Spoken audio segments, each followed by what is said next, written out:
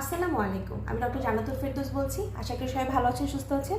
আজকে আপনাদের সাথে যে বিষয়টি নিয়ে কথা বলবো সেটা হচ্ছে জেস্টেশনাল ডায়াবেটিস মেলাইটাস। তো অনেকের দেখা যায় এর মানে কি? অনেকে জিজ্ঞেস করতে পারেন যে ম্যাডাম এই জেস্টেশনাল ডায়াবেটিস মেলাইটাসের মানেটা কি? তো অনেকের দেখা যায় কি প্রেগনেন্সির সময় মানে প্রেগনেন্সির আগে কিন্তু তার কোনো ডায়াবেটিস থাকে না, কিন্তু প্রেগনেন্সির সময় দেখা যায় যে সুগার লেভেলটা বেড়ে যায়। তো তখন আমরা ওইটাকে বলি জেস্টেশনাল ডায়াবেটিস মেলাইটাস। তো এটা যদি প্রেগনেন্সিতে বেড়ে যায় তাহলে কিন্তু বাচ্চার অনেক ধরনের প্রবলেম হতে পারে, ঠিক আছে?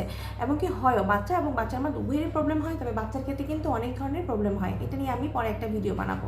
তো মেইনলি হচ্ছে আপনি যদি দেখেন যে আপনার বাচ্চা পেটে তখন এরকম ডায়াবেটিস ধরা পড়েছে, সুগার লেভেল বেড়ে গিয়েছে, তখন আপনি কি করবেন সেই বিষয় নিয়ে আজকে কথা।